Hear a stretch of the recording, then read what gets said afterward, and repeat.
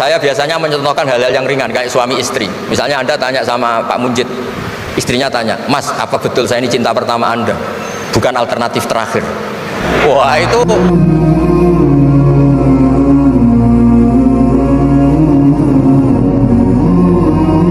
perkenalkan, saya Krisman Heriamsal, mahasiswa hubungan internasional.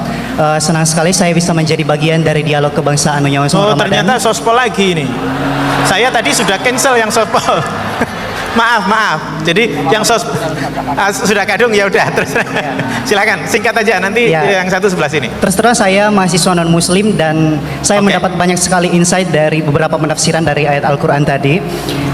Salah satu fenomena yang kita hadapi saat ini sangat sulit untuk menghadirkan dialog-dialog yang menghadirkan orang-orang yang dari latar belakang agama yang berbeda, dan seolah-olah hanya jika kita memiliki latar belakang keagamaan yang sama baru kemudian kita bisa memiliki kesempatan untuk berdialog.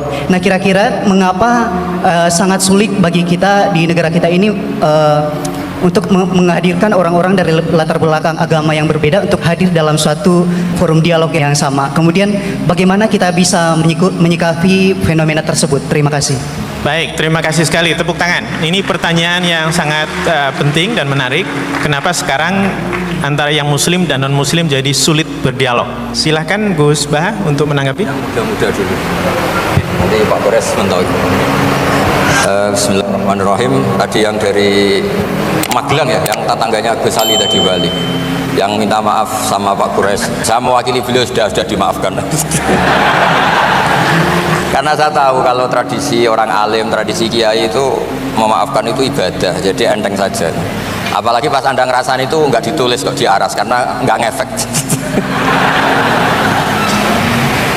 Nah, terus saya ngapresiasi pertanyaan dari mahasiswa non muslim tadi. Sebetulnya ketika negara ini berdiri itu ya dialek semua antar umat beragama, sehingga diputuskan yang penting itu berketuhanan. Maka yang ditolak oleh konstitusi kita adalah ateisme, komunisme. Saya membayangkan misalnya punya anak perempuan, diajak orang yang tidak beragama di tengah hutan misalnya, bunuh ya tidak takut Tuhan, merkosa tidak takut Tuhan, salah etika ya tidak takut Tuhan. Bandingkan kalau diajak yang beragama, pasti masih ada rambu-rambu, ada ini itu. Sehingga memang masalah betul ketika orang tidak berketuhanan itu. Jadi saya ingatkan Mas tadi, siapa tadi namanya? Yang non Irwan Syah. Irman saya. Ya. Krisman. Oke, namanya Krisman. Jadi Mas Krisman ya, kalau dibilang nggak pernah ada dialog dulu ketika negara ini berdiri, itu semua tokoh agama bersepakat. Termasuk saat itu ya ada Perindo, selain ada NU ada Perindo. Itu yang ditentang itu adalah ateisme, karena kalau orang tidak bertuhan itu ngerinya itu ya tadi misalnya kita punya anak perempuan atau punya keluarga, diajak orang yang tidak beragama, misalnya berzina ya tidak takut dosa, merkosa ya tidak takut, bunuh ya tidak takut, karena nggak punya Tuhan. Mungkin takutnya sama polisi ya kalau ketahuan, kalau enggak. Tapi kalau orang bertuhan ini sistem kesalehannya, sistem kebaikannya ini berlipat-lipat. Takut hukuman Tuhan, takut sosial, takut ini itulah, sehingga kita bersepakat berketuhanan. Lalu kedua, ada beberapa kejadian nyata di beberapa negara yang fahamnya itu tidak bertuhan, itu bekas kondom atau bekas apa dipakai lagi, didaur ulang. Bahkan tinja yang bisa dikelola jadi bahan makanan. Kalau yang beragama tidak, termasuk mungkin di ilmu medis ini tidak wilayah saya, tapi saya cerita mungkin masalah-masalah kayak ya apa hal-hal yang menurut kita dilarang, menurut agama mereka enteng saja, misalnya bikin cadangan-cadangan organ tubuh dan sebagainya. Kalau beragama itu masih enak, aturannya jelas. Kalau nggak beragama itu repot. Sehingga saya cerita sedikit lagi karena kadung dipuji ahli Quran Pak Kures sama saya cerita dulu ketika Rasulullah itu Sugeng masih hidup, itu ada kekuatan politik, satu Romawi bertuhan, yang satu Persia tidak bertuhan, tidak berkitab suci. Ketika Romawi kalah, itu Rasulullah itu susahnya bukan main, karena yang masih mentautkan diri dengan Tuhan kalah sama yang sudah tidak bertuhan. Dan ketika akhirnya Persia yang kalah, yang menang Romawi, Nabi itu ikut senang karena yang bertuhan mengalahkan yang tidak bertuhan.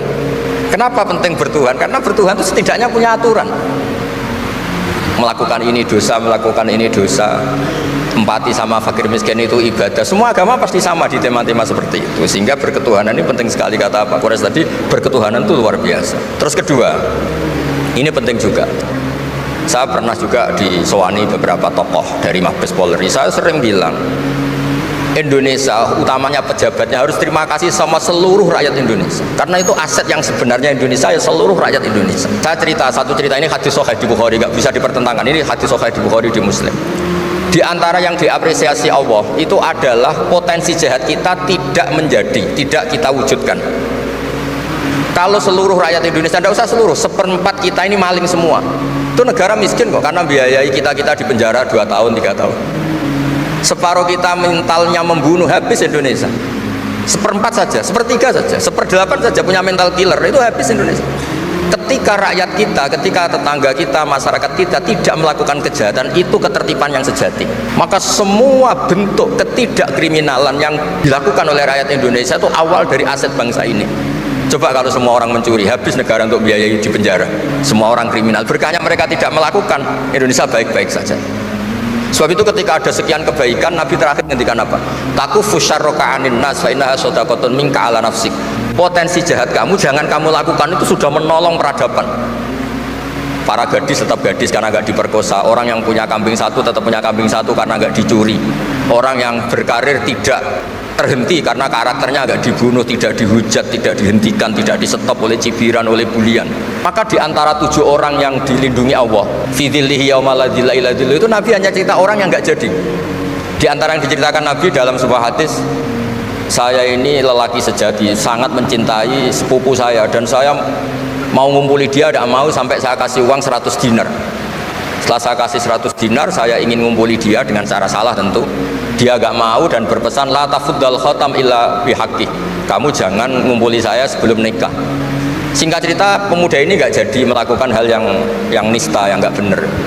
Itu sama Allah dijadikan wali, berkahnya nggak jadi. Jadi kalau potensi kejahatan kita tidak menimpa orang lain, itu sudah luar biasa. Jangan nunggu berjasa kita dapat penghargaan setelah kita jadi kiai besar, jadi dosen UGM, jadi ini itu.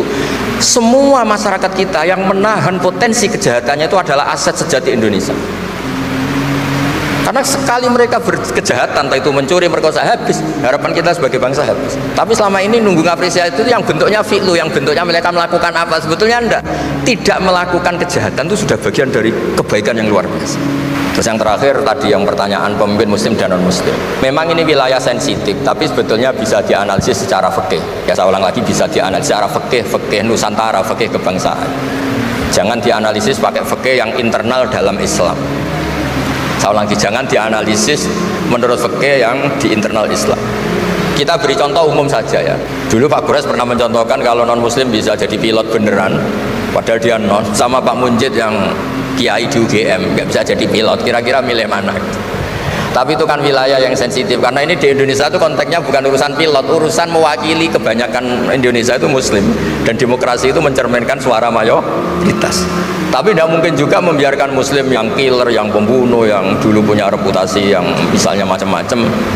Jadi hal-hal seperti itu, kata Quran itu jangan berdiskusi sesuatu yang kalau menjadi jelas malah masalah. Karena itu kan seperti pertanyaan gini, Gus saya punya kerabat di Jogja tapi pelit, sama orang lain dermawan, bagus mana? Kita kan nggak mungkin menganjurkan mutus hubungan keluarga, tapi tidak mungkin juga suruh ikut orang pelit.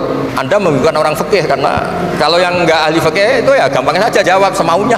Tapi kalau saya sebagai orang yang nekuni fikih itu bingung. Saya sering ditanya orang juga, Gus saya mau nyalon lurah, ya lurah atau bupati atau apa? Katanya nyuap itu haram, Gus. Setelah dipraktekkan nggak bayar, nggak bagi uang, ya nggak jadi betul. Yang menang yang bayar. Terus akhirnya fakirnya tak rubah, nyuapku yo haram, medit yo haram, kata saya. Dimodifikasi sedikit, akhirnya alhamdulillah Gus bar sodakoh gitu. Ya menang akhirnya, berkahnya sodakoh.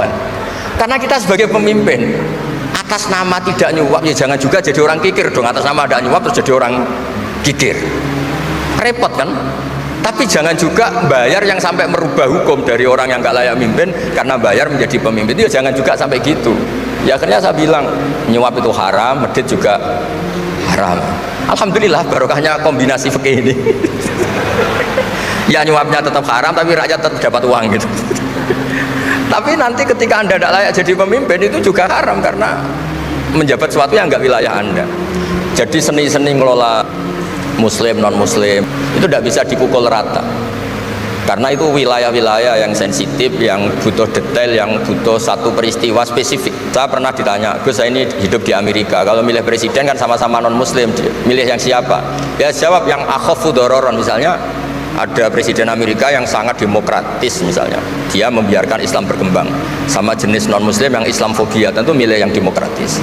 Ada yang dosanya itu membunuh, yang satu dosanya korupsi, ya milih ya korupsi, karena membunuh itu lebih ekstrim dibanding korupsi misalnya. Itu ada di aturan fikih. Jika sama-sama pasti salah, milih yang akhafud dororen, yang madorotnya ada begitu apa? Besar. Coba kalau kita punya pemimpin yang hobinya itu bunuh, sama yang hobinya rakus harta misalnya. Itu di fikih jelas dijelaskan, milih yang rakus harta kalau bandingannya itu, karena pembunuhan itu lebih berat secara ukuran dosa. Tapi apapun itu, ini bukan pembenaran pada kesalahan, bukan, tapi memang ada aturannya.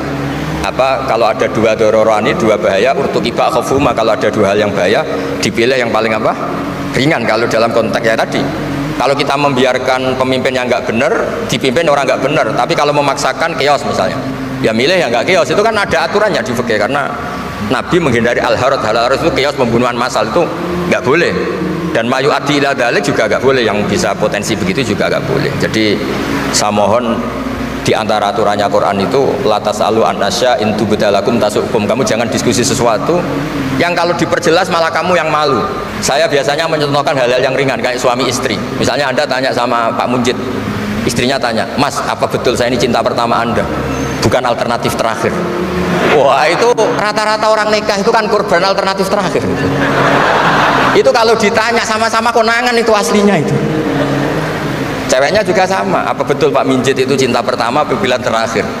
Oh saya sering mau nikah ini orang yang saya cintai, tapi takdirnya ini gitu. Itu kan orang dibilang takdir itu kan ya tersinggung. Jadi banyak hal yang kalau didiskusikan itu masalah-masalah. Latas alu anasya intu bedalakum tasukum, kamu jangan tanya atau diskusi sesuatu yang kalau diperjelas itu malah masalah. Jadi itu etika ya, etika dalam diskusi juga jangan memicu lagi. Saya kira demikian, nanti ditambahi oleh Abi Profesor Kures, monggo.